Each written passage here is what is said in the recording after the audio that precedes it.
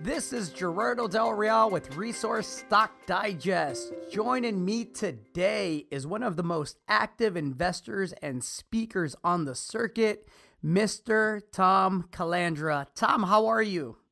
Oh, very good. Muy bien, Gerardo. It's always a pleasure to talk to you, and I'm just so glad to hear that you're enjoying Texas. The Lone Star State now has another star in it, and that I would be you. appreciate the kind words. Thank you. We're absolutely loving Austin. I could have described your background for about a half an hour. You're the founder of Thom Calandra Stockwatch, the Calandra Report, ThomCalandra.com, ticker tracks via. I could go on and on. Can you provide a little bit of background for those that are not familiar with you, Thom, about what you've done in the past?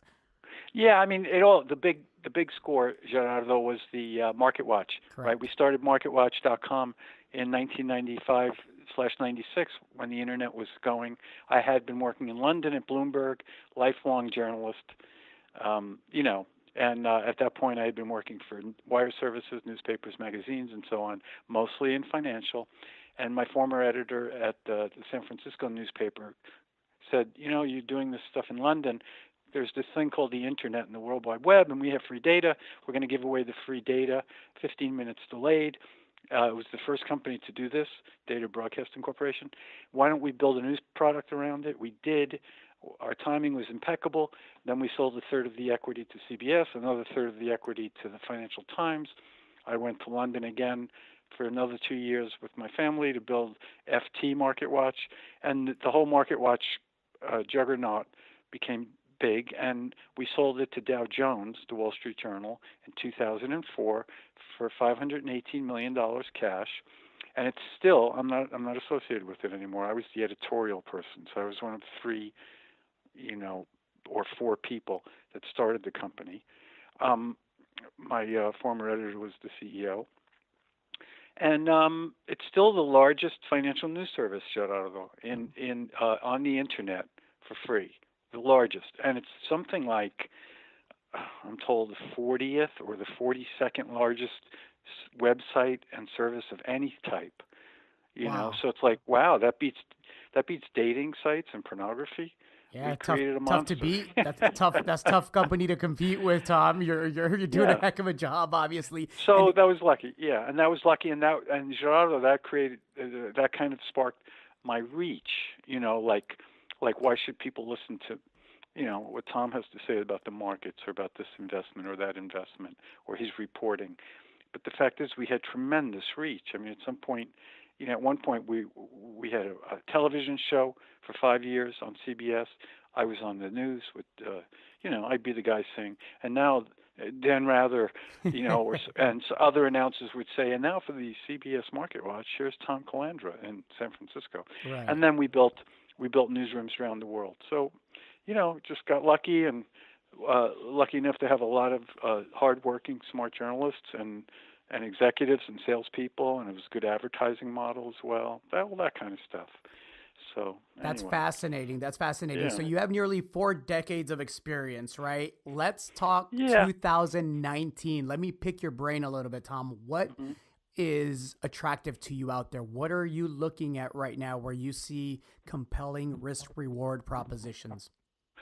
Well, Gerardo, I would say first of all, like, okay, so almost probably 38 years as a writer or journalist, and definitely more than that as an investor.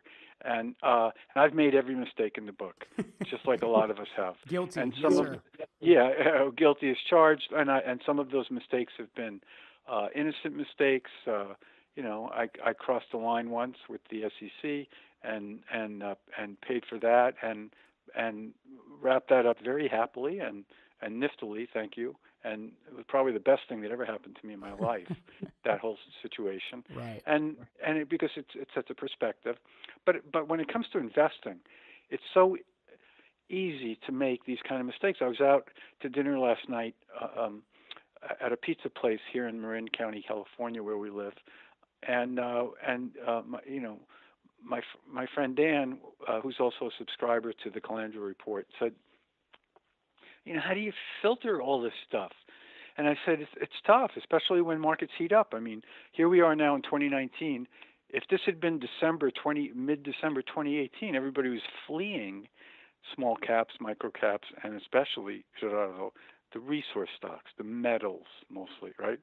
Fleeing them. I mean, I just had the guy from the CEO of Alamos Gold saying, "Wow, Right. it's like compare AGI, the ticker of Alamos, which is a producer in Mexico and in Canada. Compare what was going on in mid-December to what's going on right now, and that happened to everything. And of course, right, in mid-December, you had all the I don't want to call them wise guys, but all the so-called analysts, as they do every single year, saying, "Oh, this is end-of-year tax selling, and we'll bounce back, sometime by late January. It's cyclical." And you know what? Half the time they're right. And half the time they are so wrong, it's embarrassing. And this time they're right. The metals are really heating up. The equities, since I'd say late December, the equities have outperformed the actual metals at least 2.5 times, as you would expect, right? Absolutely. That's why we're in Yeah, this. yeah, exactly. and some of them, like the silver stocks, you take Endeavor Silver, for example, or some of the ones that are turbocharged, Ivanhoe Mines. There's a lot of them. Done well better than the metals that they mine or explore for or have projects that they're developing. See? So, I mean, the reasons why once again, my friend Dan said, "Well, but why are commodities hot right now?"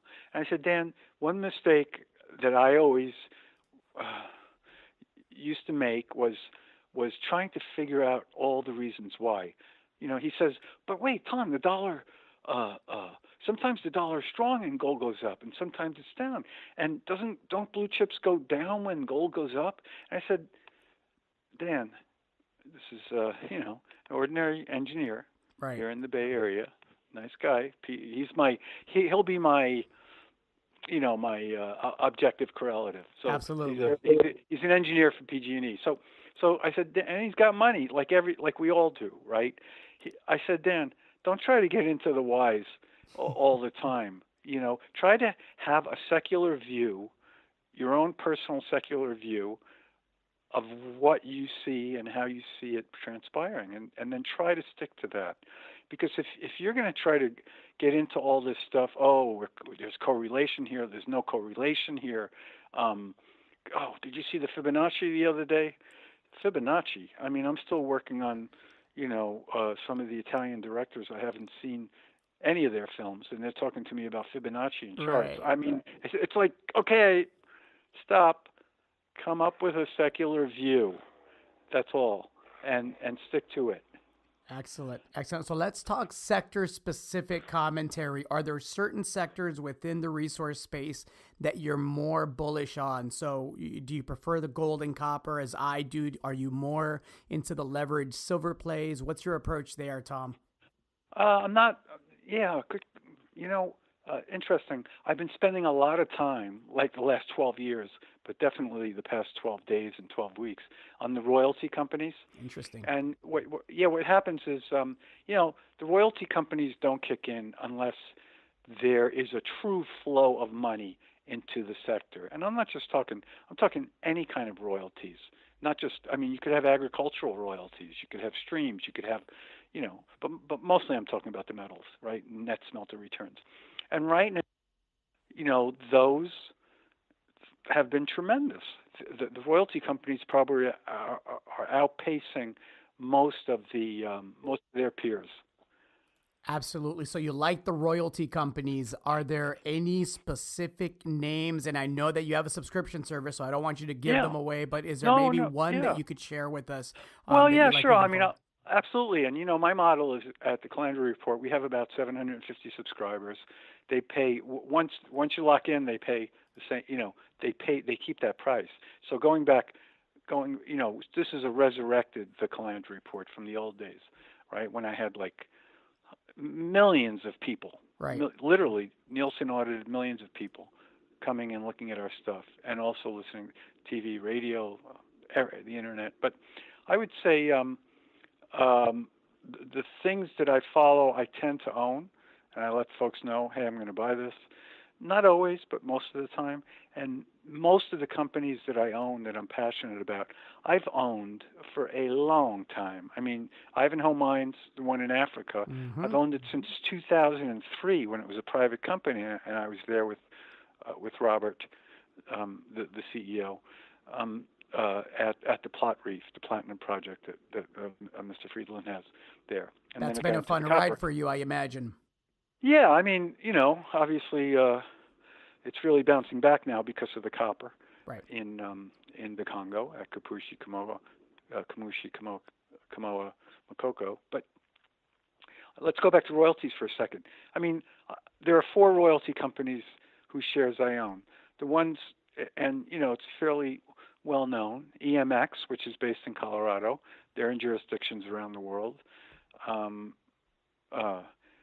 They used to be called Eurasian, and they have a team there.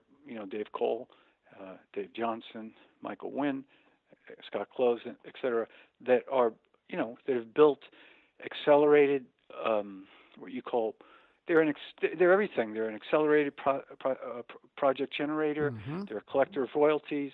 They're a developer of royalties. They get shares. They just got shares from a company yesterday. Now they own 9.9% of a company that's going to be developing one of EMX's battery metals projects in Scandinavia, right? So EMX is one. The one that's near and dear to my heart is Golden Valley Mines / Abitibi Royalties, and I've been following Glenn Mullen there in Quebec for since 2011 when I first went to the Canadian Malarctic to see this thing called Golden Valley Mines / Abitibi Royalties, 2 companies. And it's taken 7 years for that company to see its partners, in this case, Agnico Eagle and Yamana, develop the properties upon which they own royalties. Right? It takes such a long time. But now that we're seeing this flow of money into commodities, into metals, people are starting to say, oh, gee, some of these lesser-known royalty companies. I'm not somebody, Gerardo, who invests in the big ones. The biggest company I own in the resource sector, not in biomedical, but in the resource sector, is Ivanhoe Mines. And I want to guess it's $2 billion. But most of the stuff I own is $100 million or less, right? Absolutely. And you're familiar with that model. Absolutely. So I'm not going to invest in a Franco-Nevada, right? Which is one of the larger, more successful royalty companies. I want to invest in companies that I can get to know the people, or I already know them, that I can get to see the properties, which is, I love to go and see the properties. I want to know who some of the large shareholders are.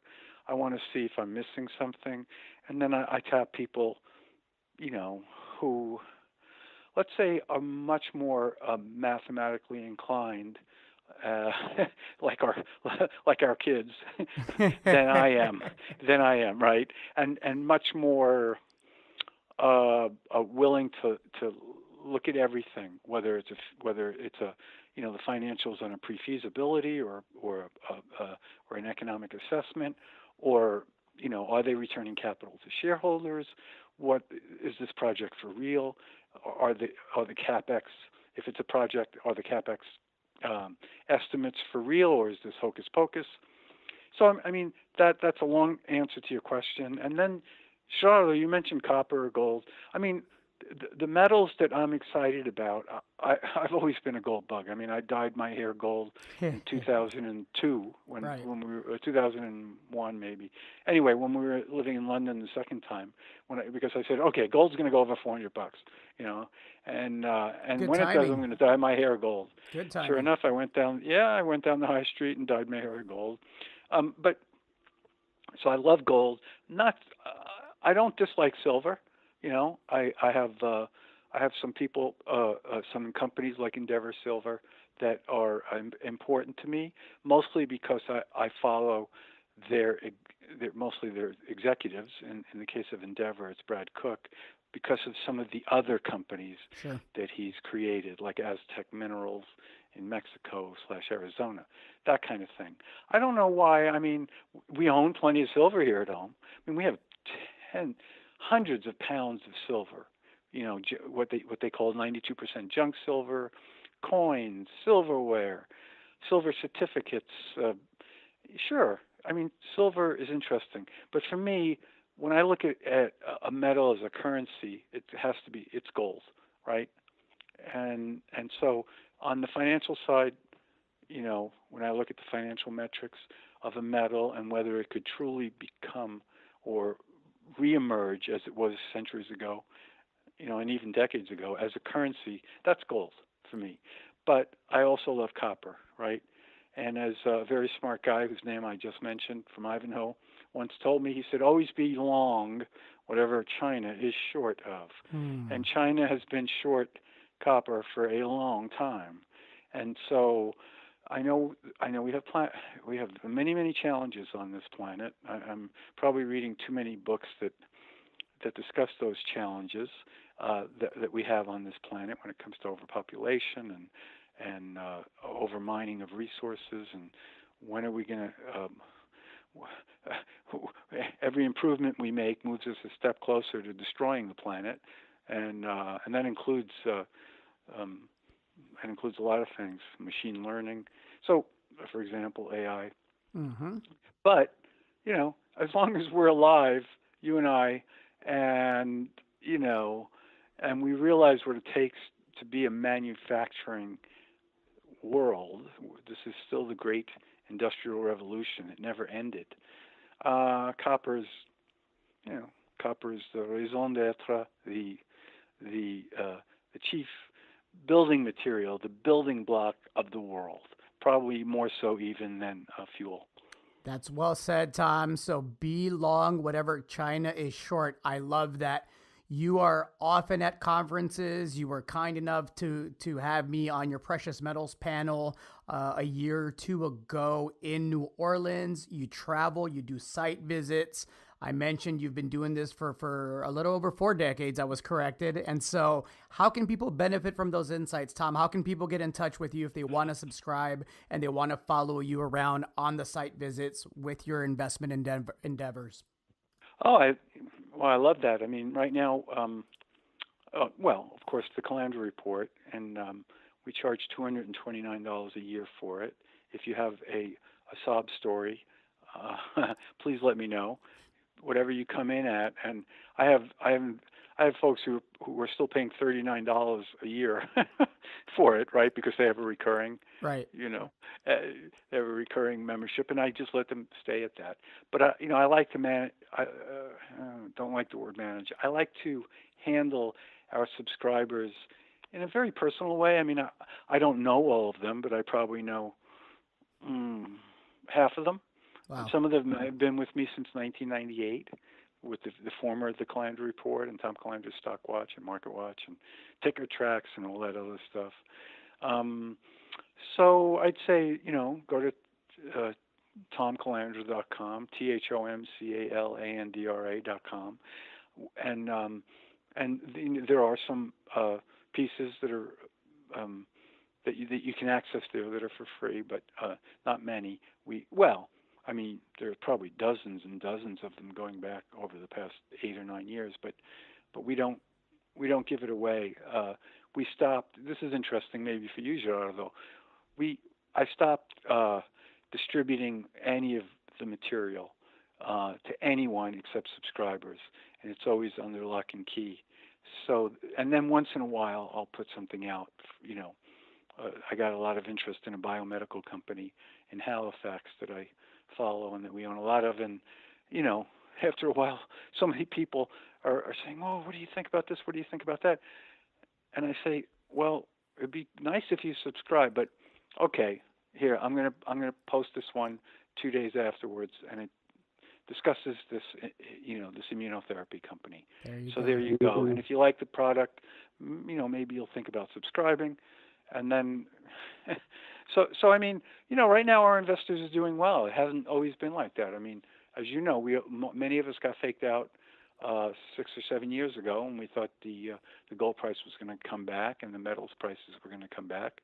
But Sure. now it Sure. does look. I don't know. I'd love to hear what you think, Gerardo, but it does look like there is new money coming into metals, not just gold, but copper, platinum, palladium, tin, rhodium, um, uh, tungsten, right, et cetera, et cetera.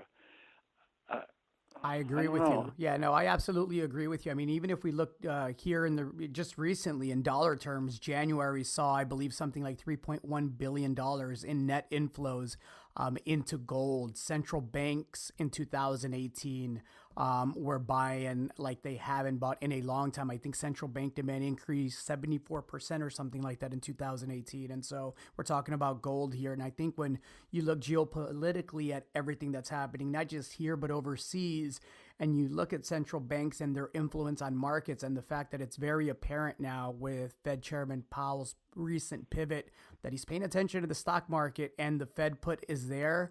I think we have all of the stars lining up for what I think is going to be a historic commodity bull market here in the next several years. And so I eat my own cooking. I'm putting my money where my mouth is. Hmm. I've written more checks for private placements than I probably should have in 2018. But I think this year and next I'll look back and give myself two thumbs up for having written those checks and having some faith and hopefully calling a bottom. I'm one of those people that the head fake in 2016 with gold.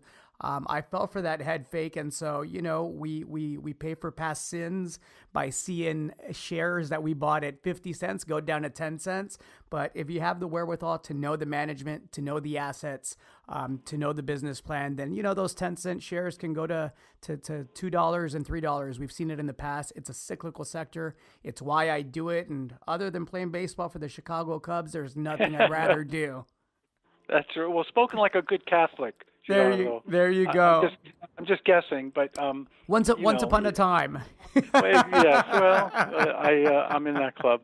So, but yeah, and now and we've done our penance. So it is fun. By the way, as you know, it's a lot more fun to be making money than to be losing it. Absolutely. And we Absolutely, do. Tom. So I mean, you get a charge on stuff like this, and as you know, by the way, it's a tough sector because there are a lot of morons in it, and a lot of fraudsters, and a lot of unlucky people, a lot of unprepared people, because it doesn't take a tremendous amount of capital to get into the mining business or the metals business, right? It does not. There's so many, but it's so fragmented, and there's like tens of thousands of these companies, large and small. Somebody once told me, Gerardo, that if you look at iron ore, all the seaborne iron ore in the world, you could maybe name 5 producers of iron ore that are responsible for 2/3 of all the seaborne iron ore in the world. Hmm. Well,